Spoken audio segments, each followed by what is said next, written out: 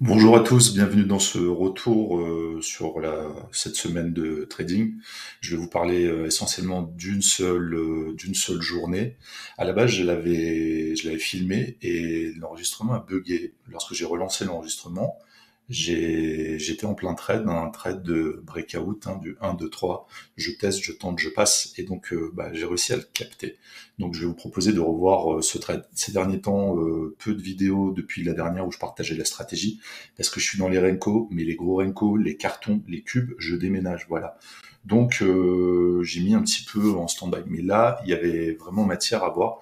C'est un truc qui est basé sur le price action. La journée que je vais vous débriefer, c'est une journée où j'ai pas vraiment appliqué la stratégie habituelle, mais c'est pas un souci. Maintenant, j'ai simplement fait du price action, donc ce qui est encore mieux, c'est de se passer d'indicateur et ce fameux breakout. Des derniers retours que j'ai pu avoir ces derniers temps, il n'y avait pas de zone d'ombre par rapport à la dernière vidéo. En tout cas, c'est des petites questions très simples, très basiques. Donc, je pense que la vidéo a été assez claire. Donc là, on n'a pas de questions spécifiques à couvrir cette semaine. Et puis, tout à l'heure, on fera bien sûr le petit calendrier économique qui va bien.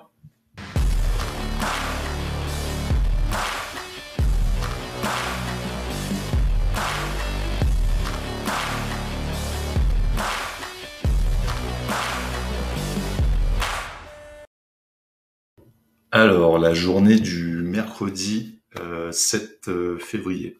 Donc, on va pas regarder les indicateurs parce que je les ai pas utilisés, donc on s'en fout. Par contre, on va juste regarder le prix. Le premier trade. Premier trade, il vient en rebond de ce dernier plus bas ici. On est en tendance haussière d'un point de vue global, hein, dans toutes les UT, on est haussier. Et je fais en gros, que des achats, à peu de choses près. Premier trade, rentrée tardive, beaucoup trop tard. Je voulais au moins deux, trois, voire plus de briques. Mais bon, ça s'est pas très bien passé. Donc, j'ai pris qu'une brique et demie à peu près ici. Et j'avais sécurisé et je me suis fait sortir, voilà, avec très peu de points. Ensuite, j'ai dans la foulée pris une vente parce que j'ai vu il y avait une réaction assez forte. Donc, on a refait un petit trade. Formation deuxième trade, formation d'un double creux, mais là, j'y croyais pas tout de suite lors du départ tendance haussière. J'attendais voilà qu'on ait ça qui casse et c'est ce qui est arrivé ici. Ici une vente sur cette bougie là pour quelques points. Donc voilà, c'était vraiment pas évident. Mais bon, ça s'est pas trop mal passé. Mais en tout cas, c'est pas les meilleurs trades. Ensuite, ici, on a une belle réaction et je suis rentré d'une manière agressive à la cassure de l'oblique. Alors pas simplement parce qu'il a cassé, mais parce que il y avait une certaine énergie. Le problème, c'est que ben j'aurais pu prendre beaucoup plus de points. Et là, j'ai pris que 3 briques sur celui-là et c'est pas terrible. Ici, sur celui-là, j'étais sans TP parce que je pensais vraiment qu'il y avait du dynamisme. Hein. Je pensais vraiment qu'on allait partir un petit peu plus haut. Donc pareil, je rentre sur ce dynamisme et j'ai pas encaissé ici quoi. J'ai pas encaissé. On a un double creux qui se forme, ça réagit là sur ici là, et lorsqu'on repart au sud, j'ai juste le temps de remonter rapidement le stop profit et ça me sort en léger gain. Moralité, mieux vaut encaisser rapidement que de pas encaisser du tout ou une perte. Voilà. Là, cette baisse là, ce short, je l'aurais pas pris parce que beaucoup trop en contre-tendance, je pense. Mais c'est vrai que ça aurait été cool, ça aurait été cool de le prendre. Alors ici, je rentre, il y a un beau rebond, mais je rentre un peu tard et je me fais sentir sur le stop. Donc on voit que finalement ça va bien, mais là je me fais sortir et je re-rentre du coup à l'achat sur celle-ci parce que on a en fait une loi de dos qui se met en place. Donc on a un trade là qui est sympa et ici on a une nouvelle accélération et je re-rentre sur cette bougie-là, et là, encore une fois, ça marche. Et ici, pareil, toujours sur cette loi de dos qui se met en place, l'oblique était pété, et on est parti. Mais on est bloqué à chaque fois sur les 17 750. Voilà en gros. Et ensuite, c'est là que ça se joue. Donc on va, pour vous montrer le contexte du gros trade qui a été pris, je vais vous montrer le plan, la vue d'ensemble en 15 minutes un petit peu, comme ça on verra. Et après, on verra une autre unité de temps, enfin une autre taille de brique sur Renko, sur laquelle je me suis basé pour prendre ce trade qui est beaucoup plus conséquent. Lorsque je prépare ma session, donc toujours d'une manière très chiante et très routinière, comme un pilote qui fait ses checklists, sa visite pré-vol et tous ses préparatifs. Ici, je prépare la navigation pour savoir un petit peu ce qu'il en est. Et donc on a une oblique donc là on est sur le M15, Nasdaq Future. On a une oblique qui est vraiment bien respectée. Et c'est là que ça m'intéresse, on a cette petite zone qui bloque le prix une première fois. Donc là, on est sur les 17 773. En gros, voilà. On a le prix qui est bloqué une première fois. On a le prix qui est bloqué une seconde fois, pile poil. On a une troisième, je sais même plus si c'est une tentative où là, il y a un rejet clair et précis. Et puis, je trace ce truc-là, et puis je me dis, ok, là, c'est un truc qui arrive d'une manière assez classique en tendance haussière sur le Nasdaq, c'est vraiment des beaux breakouts, des trucs où, lorsque les niveaux sont pétés, les stops lâchent, et puis on est parti dans les étoiles. Et donc, lorsque je trace un petit peu tout ça, je vois bien que on a cette zone là en M15. On a cette zone qui est bien respectée. Elle vient taper une fois, deux fois, et puis on est parti. D'ailleurs ici, j'avais retracé la nouvelle zone M15. Si jamais on devait revenir dessus, je m'étais prévu en plan B un petit peu de reprendre un achat, parce que là on voit bien que les plus bas sont de plus en plus hauts, enfin bref, on s'est compris, tendance haussière, loi de dos, voilà. Et lorsque je prépare ma séance, en fait, on est à peu près ici. Et on voit que le prix stagne. Là, on voit en gros une mini-zone qui ralentit un petit peu le prix. Puis à l'open, en fait, ça part, on vient taper une seconde fois, une, deux, trois, quatre, une quatrième fois la zone. Mais là, cette fois-ci, on voit qu'il y a en tout cas moi, c'est mon analyse, c'est mon impression, qu'il y a quand même pas mal d'acheteurs, et puis ça insiste, ça tricote pas mal dans cette zone-là. Donc, entre-temps, moi, j'avais pris tous les petits scalps là qu'on vient de voir, et je ziote sur le Renko en taille de brique 10 points, et je vois un truc qu'on voit de suite. Donc là, c'est le Nasdaq en taille de brique 10 points. Et lorsque l'oblique est pété sur la plus petite, sur mon unité de temps d'intervention, il y a ça qui se forme en fait. Il y a ça qui s'était formé. Et donc, on voit bien qu'il y a une loi de dos qui reprend. Vous voyez, le dernier... donc c'est une taille de brique plus importante, mais malgré tout, on voit quand même que là, il y a un plus bas, là, il y a un plus bas, et là, ce plus bas est plus haut. Et donc, lorsqu'on arrive ici, c'est là que ça me fait dire, sur mon autre unité de temps, beaucoup plus petite unité d'intervention, ok, il faut lâcher au moins un lot. Ça, il y a de fortes chances que, si ça pète, on parte et qu'on soit bien. Donc là, ici, ce que j'avais fait, c'est que j'avais lâché en micro j'avais lâché en micro de l'eau, un petit peu en anticipation parce que ça tricotait vraiment. Et j'étais bien confiant sur la possibilité de rentrer. Donc sur le micro, je rentre en anticipation. Je m'appuie sur le fait que le VIX est vraiment en train de, il y a une loi de dos baissière sur le VIX. Je me dis ça peut être pas mal.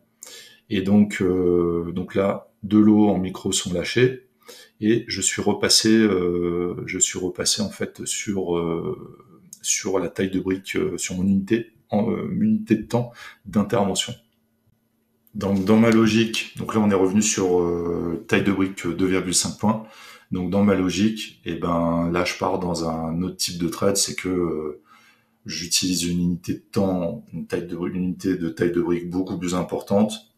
J'accepte un risque qui est du coup beaucoup plus important et je rentre pas un petit peu au hasard, mais je pars sur le fait qu'il y a cette loi de dos qui est vraiment en train de se mettre en place et mon scénario, c'est qu'on va aller casser ce fameux niveau et aller accélérer.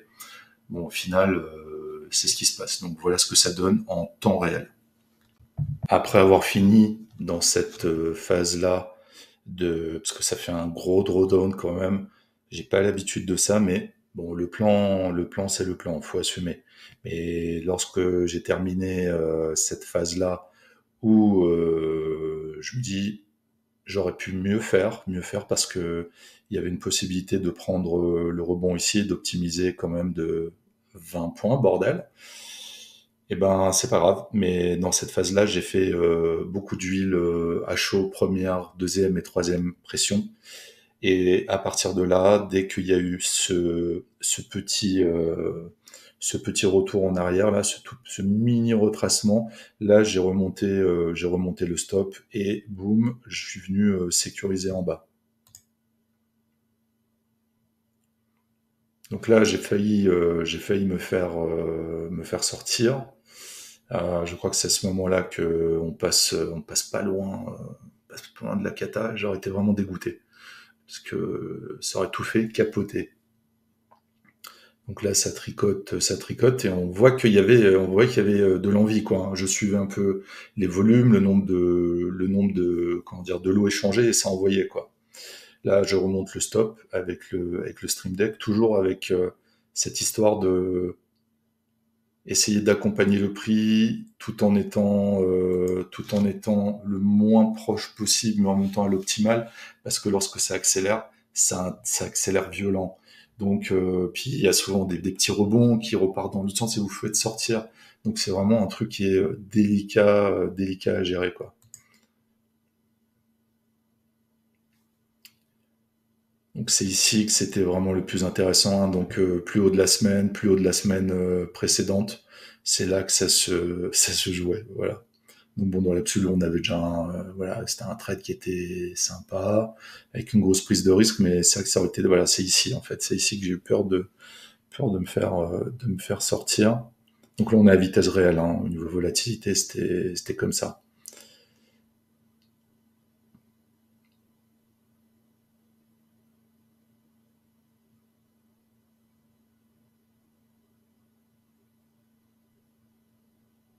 Moment de doute, moment de tension, mais en même temps tension légère, parce que on a le trade est sécurisé, y a pas de problème, quoi.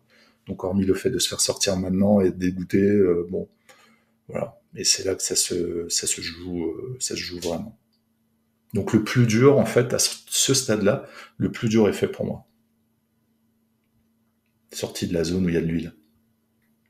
Voilà. Et là, je remonte le stop, je remonte, là, ça a pété les niveaux. Et là, on est parti, il y a de l'accélération, on voit les lots qui défilent. Et là, à un moment donné, je fais, OK, 17 800, on va arrêter, on est proche du, voilà. Puis, il y avait encore 20 points, 20, 30 points à faire, mais déjà, pour moi, le job est fait. Seul regret, c'est d'être rentré comme ça un peu à l'arrache. Il y avait moyen de faire quelque chose de beaucoup plus propre. Mais bon, c'est toujours ce faux mot, hein, de lorsqu'on a un plan, lorsqu'on a vraiment, bon, sûr de soi, on a peur de manquer ce mouvement. Parce que là, si ça s'était mis à accélérer comme ça, là, je serais plus rentré. J'y serais pas allé, ou j'aurais attendu un retour sur la zone cassée, qu'elle redevienne que de résistance, elle repasse support. Voilà, bah, c'était juste pour vous montrer ce breakout qui, moi, à chaque fois que ça se présente, que l'occasion se présente d'un point de vue graphique, c'est des choses que je surveille parce que je sais en 3-4 minutes, vous pouvez faire vraiment un trade qui est très très puissant en termes de points sur un laps de temps. Voilà, donc c'est des trades qui sont très rentables. Hein. Rentrer à un lot, sortir à un lot, mais beaucoup de points qui sont pris, donc c'est très optimum. Donc voilà pour cette journée que j'ai trouvé vraiment sympa à vous partager d'un point de vue technique. Donc bien sûr, ce que je fais, c'est loin d'être parfait.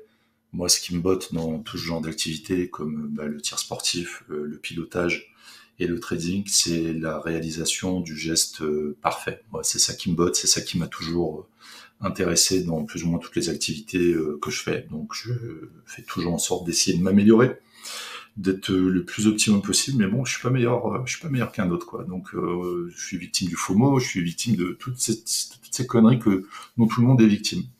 Voilà. Donc, moi, pour la semaine prochaine, pas de trading parce que semaine de déménagement. Donc, on va voir le calendrier éco et bah, vous me tiendrez au courant de ce que ça a donné pour vous de votre côté. Les news échos de la semaine du 12 février. Alors, donc, je vous rappelle, je ne serai pas là, je ne traderai pas, mais dites-moi ce que ça a donné de votre côté. À 11 heures lundi sur l'Europe, prévision économique de l'UE, bah, peut-être à 11 heures, mettez-vous un petit rappel. Si vous êtes dans un scalp, il se peut qu'il y ait un petit à-coup ou quelque chose. 19 heures USA, discours membre du FOMC. Lui, je le connais pas, mais généralement, bah, je note quand même ce genre de choses, même si à 19 heures, je suis rarement sur les graphiques. 20 heures, balance du budget fédéral, ça je sais pas si ça fait du mouvement ou pas. 7h30 mardi sur l'Europe, bon, c'est pas à cette heure-là qu'il va y avoir beaucoup de mouvements peut-être, mais taux de chômage France, ben oui, il va augmenter, bien sûr, c'est normal. Ils font tout pour. 11 heures, Allemagne, indice ZEW, là, il y a régulièrement du mouvement, donc mettez-vous une alerte si vous prenez un trade ou un scalp avec un stop court, ça peut être tendu. IPC Core, 14h30 USA, ouais, là, c'est du pré-market aussi, donc faut faire gaffe, ça peut bouger, comme très régulièrement. Mercredi 14, Europe 11h, PIB, là, ça peut bouger, donc mettez-vous un petit rappel. Jeudi 15, vente au détail, 14h30. Comme d'hab, ça a tendance à faire bouger. Donc ça va peut-être pas être des trucs énormes, mais comme d'hab, si vous tradez comme moi avec un money management très serré, ce genre d'annonces éco, même si elles sont minimes, peuvent d'un coup vous faire un bond de 5, 6 ou même 4 briques. Et pour moi, 4 briques, c'est fini. Donc je les évite. Voilà. Donc voilà, 14h30, il y a tout un tas de raisons de faire un petit peu gaffe. Ensuite, ouais, plus rien de spécial. En tout cas pour moi, comme d'habitude, je parle que pour moi. Vendredi, comme d'hab, c'est vendredi, donc la journée la plus merdique pour trader. Surtout si l'expérience du trader est réduite, s'il n'a pas beaucoup d'heures de vol. Donc 8h45 IPC France, donc indice des prix à la consommation. Oui, il peut y avoir du mouvement. 14h30 USA. Alors, mise en chantier, nanana, 10 Michigan. Donc comme je l'avais dit sur un retour précédent, l'indice Michigan, je me suis rendu compte qu'il y avait régulièrement des mouvements lorsqu'il sort. Alors c'est pas une annonce de écho de malade. Malgré tout, moi, pour mon money management très serré, c'est des choses que j'ai dit, donc ça fait partie des annonces éco qui, ces dernières semaines, derniers mois, ont fait que avant autant j'y faisais pas gaffe, maintenant je le prends en compte. Ça dure pas longtemps, au bout de quelques minutes, il y a plus, voilà, c'est pas une volatilité de malade, hein, donc faut juste laisser passer et laisser le prix reprendre son mouvement normal. 18h10, discours de Daily, membre du FOMC. Lui, je le connais pas. Je sais pas s'il fait bouger le prix. Donc faudrait que je regarde lui. Daily, je le connais pas. Voilà, c'est fini pour ce retour sur la semaine. J'espère que ça vous a servi à quelque chose. Comme d'hab, si vous avez des questions, eh ben, un commentaire ou un mail. Vous pouvez vous abonner si vous le souhaitez. Si vous le souhaitez, vous pouvez vous désabonner. Ça, la chaîne n'est pas monétisée, donc on s'en fout. Voilà. Et si vous avez des difficultés particulières, si vous souhaitez qu'on aborde des choses très particulières, et surtout si c'est dans mes cordes, eh ben, je le ferai avec plaisir en fonction du temps que j'ai de dispo. Voilà, bah, tradez avec prudence, faites gaffe à vous, et puis je vous dis, bah, dans 2 semaines, normalement, voilà. Je vais essayer entre-temps, dès que je peux, faire une petite vidéo contenu pour faire un parallèle psychologique sur les comportements un peu des accidents aériens, des accidents en trading. Vous verrez qu'il y a des comportements humains qui sont très proches. Donc voilà, ce sera une vidéo qui devrait plaire à certains, et pour d'autres, ils y verront pas grand intérêt. Voilà, bah, je vous dis à bientôt. Ciao!